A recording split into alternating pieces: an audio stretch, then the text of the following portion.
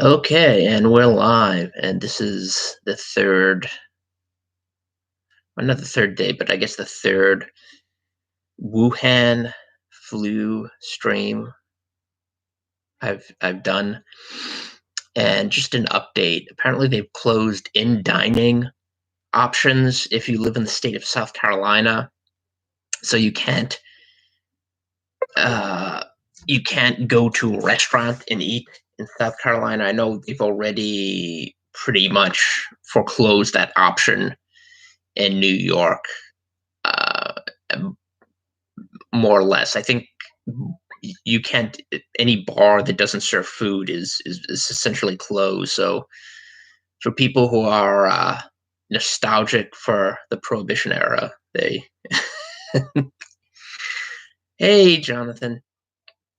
Also, New Jersey, the brilliant governor of New Jersey, who I actually think was tested. Um, oh no,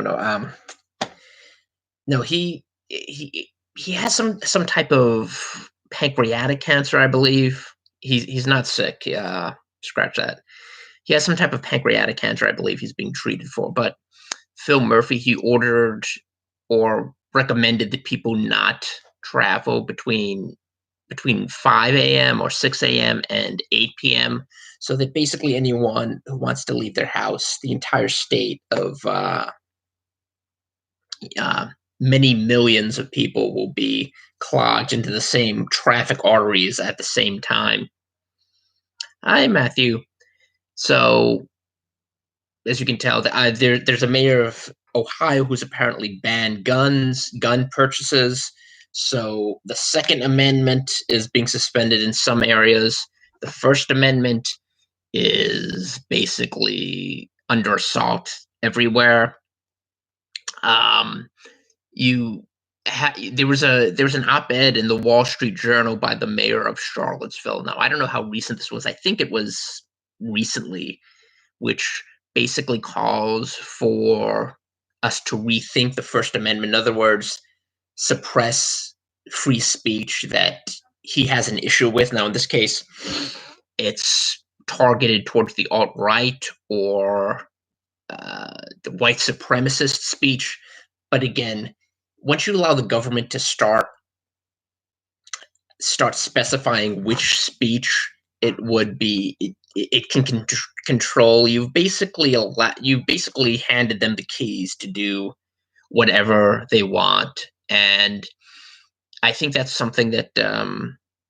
Oh yeah. I read your tweet about that in Charlottesville.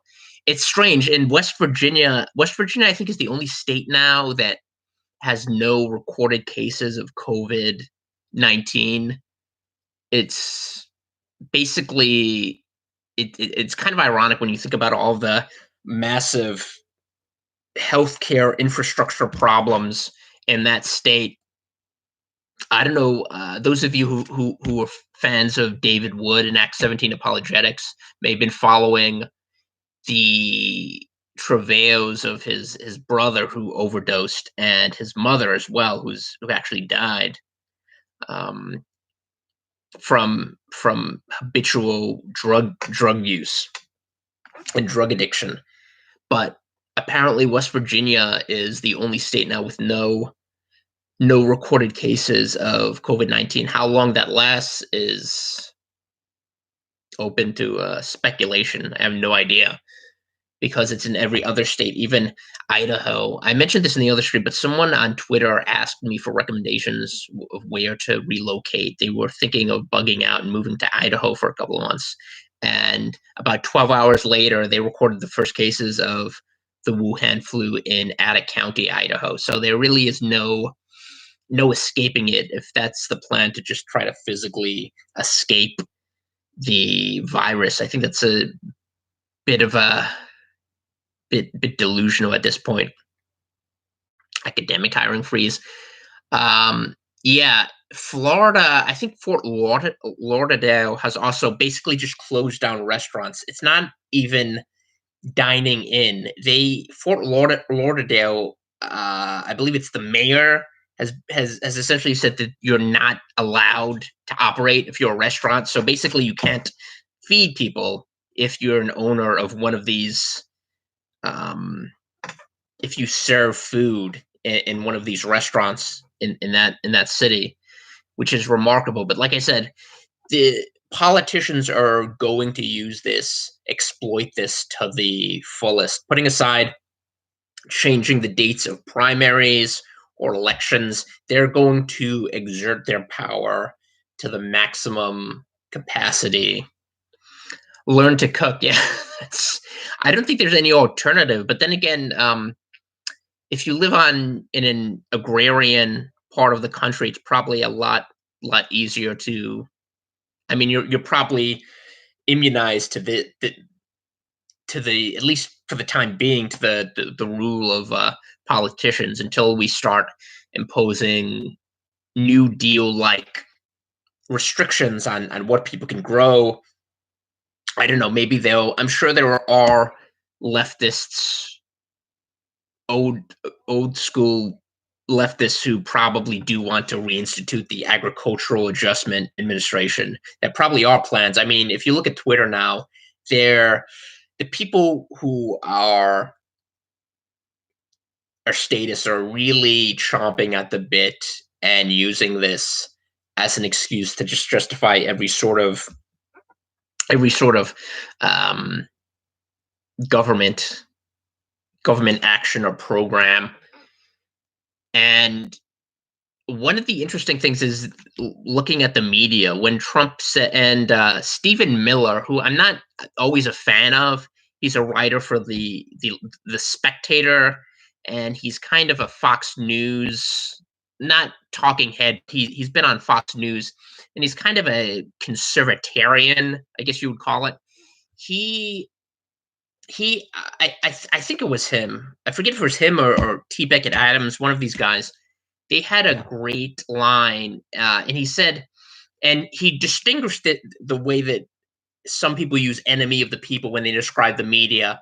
And he said, someone like Jim Acosta is just an annoyance. Hi, John. Thank you.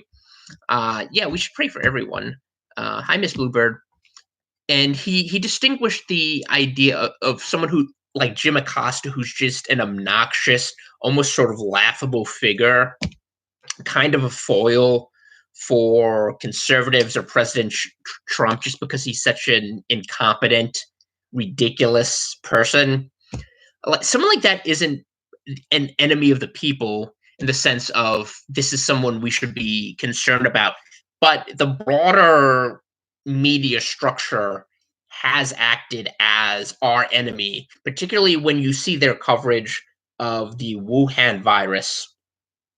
And even though I didn't use that name for the title of this video, I think people should refer to it as the Wuhan virus because it reinforces the idea that this problem was created in China and exacerbated by the Chinese government's malfeasance and incompetence and willful malice there.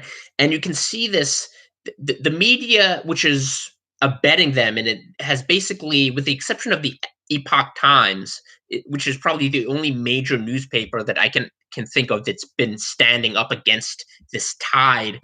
That, with the exception of them, the media has been in lockstep bootlicking for the Chinese Communist Party, and you can add social media companies to that. Um, One of my friends was talking about this, how Facebook is actively censoring and manipulating Facebook posts which broach the idea that this may have been created in a biological weapons laboratory. Now, I'm not fully convinced that that's what happened. Again, I think people who are just average people who don't have access, I think there are very few people who would be able to determine one way or the other whether that's true or not. I mean, unless you're situated in a very specific part of Wuhan province, you probably would not know whether or not that is true, whether this was a bioweapons experiment gone wrong, a batched biological weapon. You wouldn't know that. Very few people would actually be able to ascertain that. But the idea that this is some far out ridiculous concept when you consider how many people the Chinese regime has murdered since its inception in 1949. There's a great, probably the best biography of Mao Zedong was written by Zheng Chan, and I would recommend people read that book. It's just called Mao if they want to get an idea of how perverse this ideology is, and particularly the man who's associated with it. Even though Mao didn't found the Chinese Communist Party, he was the man that eventually came to symbolize it and eventually taking over China and setting it on this very dark path. But you get an idea when you read that book of how much of a nihilist Mao was, and he actually wanted to start a nuclear war once China acquired nuclear weapons programs. He wanted to start nuclear war with the United States, even after his advisors told him, this will result in 60 million at least Chinese citizens being annihilated. And Mao's response was just to basically shrug his shoulders and say, well, it's worth it, because he had complete and utter contempt for human life. Even more so than someone like Joseph Stalin, who was more of a pragmatist. And this is the same party that controls China. It might not follow Maoism, classical Maoism, but you still have people that just have contempt for human life in charge of that country. So the idea that they wouldn't create a biological weapon that would, say, disperse protests in Hong Kong and allow them to take over. And even now, just the other day, there was a CBS correspondent who, or today rather, who mentioned the fact that they're expelling all of these broadcast journalists and newspapers and media from China in order to crack down even more on Hong Kong. Ironically, because a lot of these outlets are kowtowing to China, and particularly when you see their coverage, part of it is is Trump derangement syndrome. These people who just have contempt for the president, but that doesn't explain all of it. That's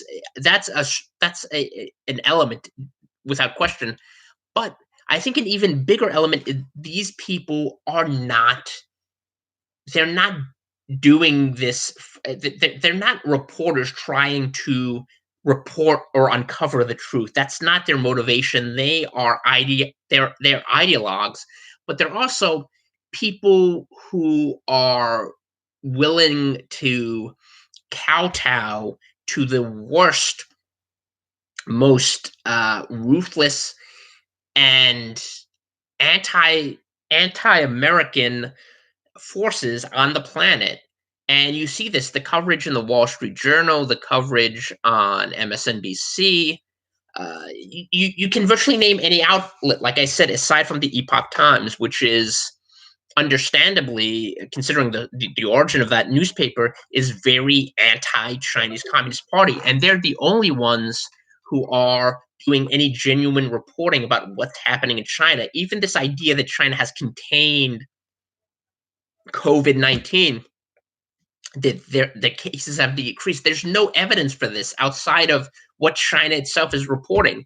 And keep in mind, bodies like the World Health Organization, they repeatedly lied. They lied to people saying that China was doing a good job, even as China was rejecting any assistance from the United States, as it was covering up a crisis that they created.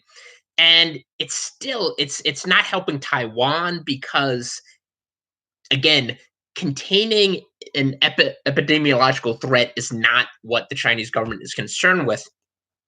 Not what the regime is concerned with: preserving itself, expanding its power, tamping out and quashing dissent. Those are its primary concerns. So of course they're not going to help Taiwan, but nonetheless, Taiwan has actually been successful to some degree in containing the Wuhan flu. So all of these, you have to understand this when you're looking at these stories. You have to run it through the prism of these are people who are lapdogs for one of the most vile regimes on the planet, and they're not concerned with accurately reporting the truth, just like the World Health Organization was not concerned with accurately reporting the truth. Someone on Twitter mentioned this and said one of the I think it was Frances Martel, a writer or a former writer for Breitbart, and she's a Latin American expert. But she said one of the things that we should do is kick out the UN.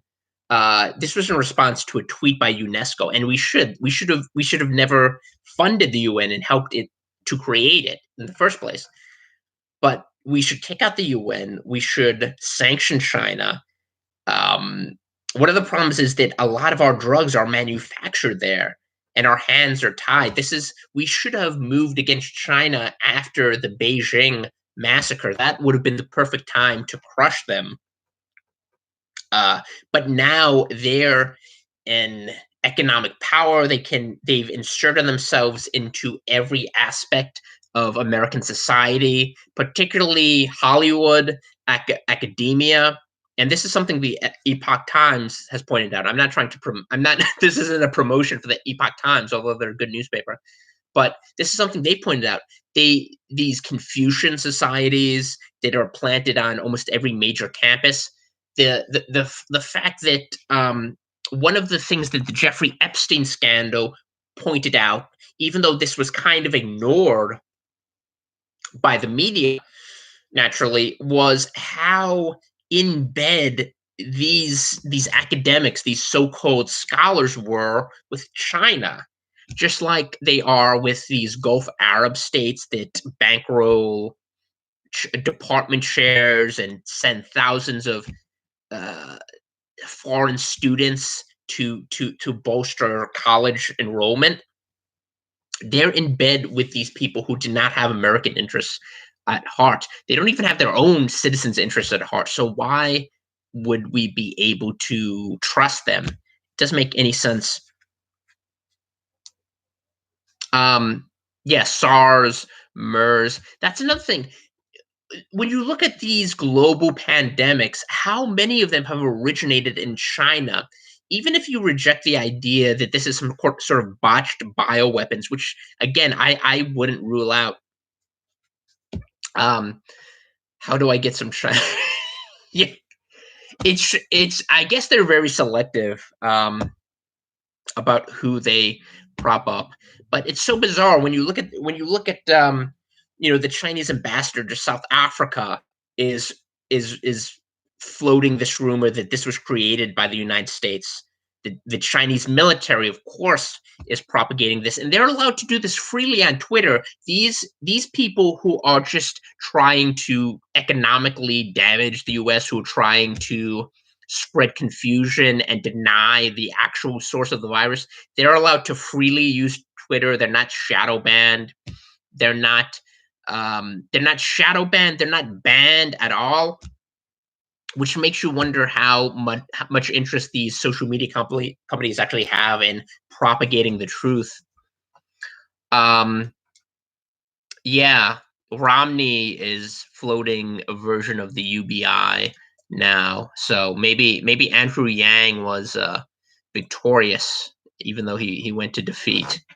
Andrew Yang is another interesting guy. One of his foreign policy advisors, even though this was kind of downplayed. One of his foreign policy advisors was connected to the Chinese government. And even if you look at the debate between Joe Biden and Bernie Sanders, one Biden was also very craven in genuflecting to the Chinese. So it's weird. Even during the 90s, uh, there were at least there were there were politicians who were at least pretending to criticize the brutality and perversity of the Chinese government, even though once they got in office, of course, they completely sold out American interests. But now, at least the Democratic Party isn't even making a pretense of criticizing China.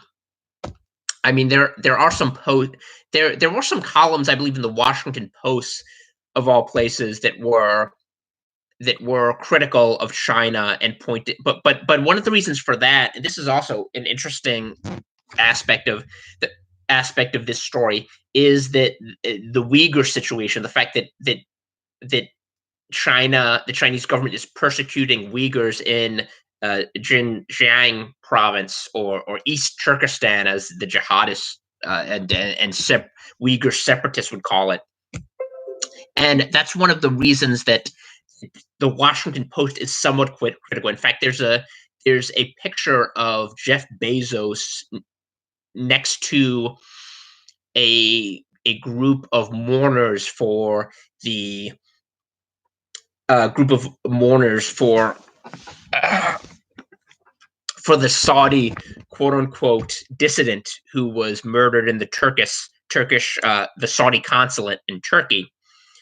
So, I mean, one of the reasons they're critical to a certain extent is just because of China's persecution of Muslims, and it's fighting Muslims some in Xinjiang. But you have to wonder why this would surprise them. I mean, China has persecuted anyone who is not a communist apparatchik, and isn't particularly now isn't devoted to Xi and the cult of personality he's erected.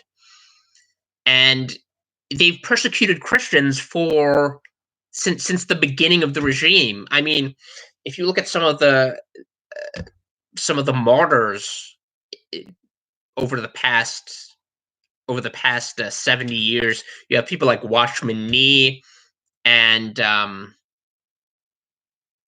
and Lin Zhao, who's probably one of the most famous Christian martyrs. She was actually taught in a Methodist missionary school and became a communist party.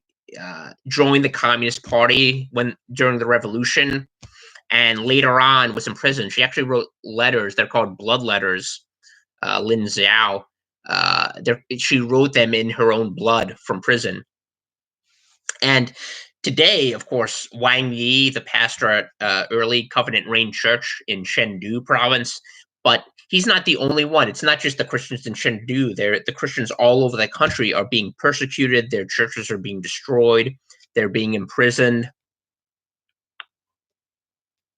Um, so this idea that because Muslims are recently being arrested and restricted, I mean, China has been torturing people for literally decades.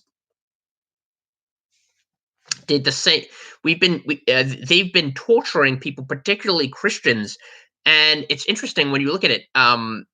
One of the some people are saying that this might be, and I mean, God is responsible for everything, so I think that should. I'm not a Calvinist, but he ultimately, God is in control of everything.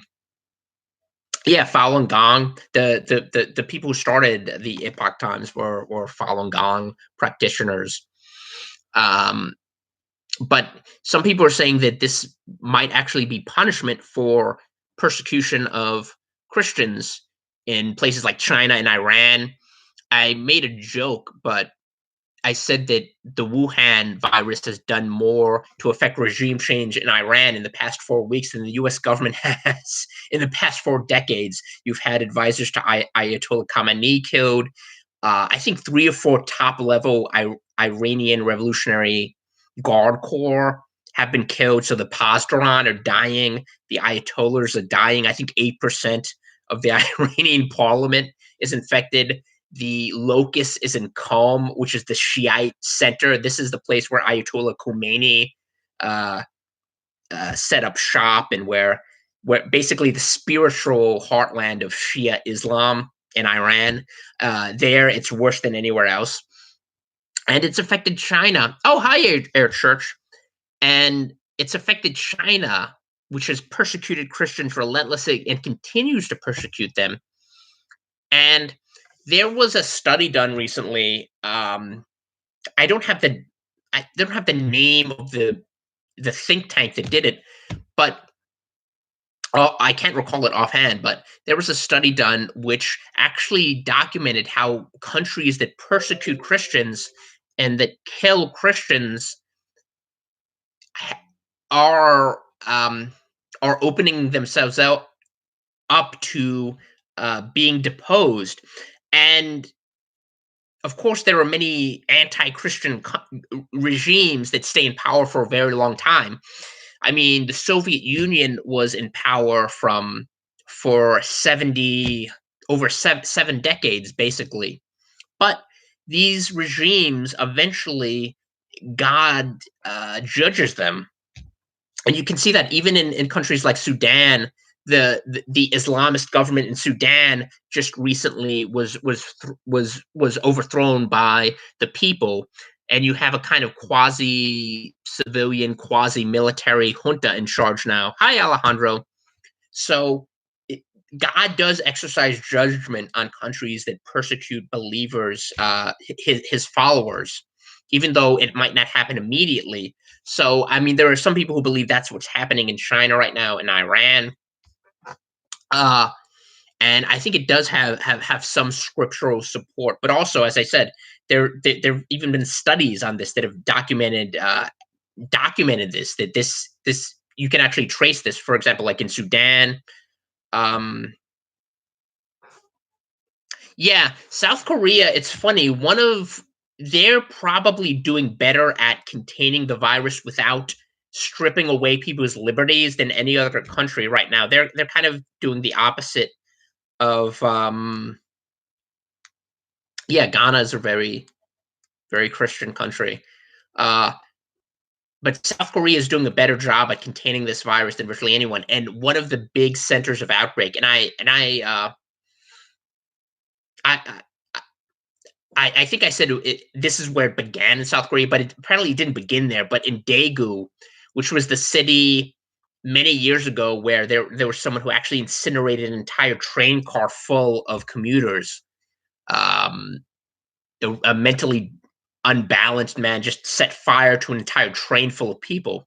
But in that city, they do have this weird heretical cult that exposed dozens of people to COVID-19. They basically uh, I don't know what they did. They gathered together and exposed everyone to this virus, and the government cracked down on them. But yeah, I mean, Daegu, I haven't done that much. Like aside from that incident and this cult, which I just heard about recently, I have a Facebook friend who lives in South Korea, former military, and he mentioned it on his Facebook wall, and I hadn't even heard about this, but apparently, yeah, there was a cult that just exposed people or exposed its members to COVID-19, which is really bizarre. But in terms of actually containing the virus, I think South Korea is probably doing it better than almost any other country at this point. I mean, Singapore was doing pretty well, but I think they have had a spike recently too. I have a couple of friends who live in Singapore. Usually, it's one of the countries that's used as an example of the idea that government can be executed really well, not the type of far left socialist or social justice infused government that you see people advocating for, like in like Bernie Sanders and all of these Democrats, but a more of a slightly authoritarian but capitalist government. And people usually point to Singapore as an example of effective government. Uh, Taiwan, yeah, I think Taiwan is. I think also, like, considering the fact that China has been trying to crush them, the PRC has been trying to crush them. I think they're doing a pretty good job. They don't have access to the World Health Organization. They don't. Not that, I mean, maybe in fact maybe that's why they're doing so well. Like considering what the WHO has been doing. Um, Social credit, yeah. The Chinese already have a social credits system, which is basically resembles Black Mirror. But the thing is, they've had um, I don't know. I mean, I'm sure some of you obviously know about this, but the hukou system, where you needed residency permits, particularly like migrant laborers, to live in a certain place, like particularly cities like Beijing or Shanghai, like the hukou system. They've had that for years, for many years, dating way back before the 20th century, uh, I believe. So this is kind of an expansion of the hukou system, married to the and communist surveillance system, which the government there has exported to other countries. I mean, London, they have this thing called the Ring of Steel, where you're basically surveilled wherever you go in public. Just um, but it's basically an like the hukou system married to the Communist Chinese Party's surveillance technology, and just uh, assigning you a value based on how critical you are of the Chinese government itself, or like the Chinese Communist Party. And it's one of those things, like, people should be wary of this. They should disregard what they're hearing from the media when it comes to this subject, China. They really can't be trusted. Um, your phone is registered with the government. Um, what by registered, do you mean they can track you? Like, I mean that they don't have to go through any sort of legal hoops, like the federal government did when they were trying to crack the iPhone for the San Bernardino bombers. Is that what you mean? Um, Oh, how they are monitoring for quarantines. Yeah, South Korea, it's not a completely libertarian system. I mean, obviously, but I think they've managed to do it with less. Uh, I mean, let me put it this way: like, I think what they're doing is better than this ad hoc, just signing over power to completely incompetent mayors or governors, like the governor of New York, who, when you listen to him speak, he sounds like a character from The Sopranos that's been written off in season two. It's like giving these people power to just issue edicts that crush people's businesses and alter their lives. Like, I think there are much better ways, and the problem is a lot of these things are going to become permanent once this epidemic is over. But I just wanted to give my thoughts on what's going on. Not that they're that superlative, but I think a lot of people are saying the same things. But just wanted to give some of my thoughts. One of the things I think people should read is the Cyprian, one of the early noted Christians. He There's something called the Plague of Cyprian, which swept over Rome, and he wrote an essay called um, "De De Mortalite." Mortalite. I'm probably um, that's probably the wrong title, but basically, it's on mortality, and it chronicles what Christians did during the plague that swept over Rome. And there were periodic plagues that just wiped out huge portions of the population. Even before the big plague, which was the plague of Justinian. There was a great book written years ago called Justinian's Flea, which examined what actually happened, and that basically put a halt to an emperor who had reunited the empire, the western and eastern halves, and had really restored confidence in the Roman Empire. Although a lot of that was due to his general Belisarius, who Belisarius, who was one of the greatest generals of all time, and he was kind of sidelined by Justinian and his wife Theodora. even though he was completely successful at what he was tasked with. But there was the Justinian plague, but there was also these periodic plagues, and one of the big ones was the Cyprian plague. And Cyprian wrote an essay on mortality where he describes what Christians did during the outbreak of the plague. And one of the great things they did was actually show the love of Christ to people who had been abandoned. And he discusses that, he explores this in the essay, demonstrating how this magnified Christ, and this was one of the reasons Christianity became the religion of the Roman Empire, because people saw the love of people who were Christians, and they saw them caring for and tending to people who had been abandoned, who had no hope, because most people during these plagues would flee Rome. They would just flee the city because, like places like New York City, it was basically a petri dish for infectious diseases.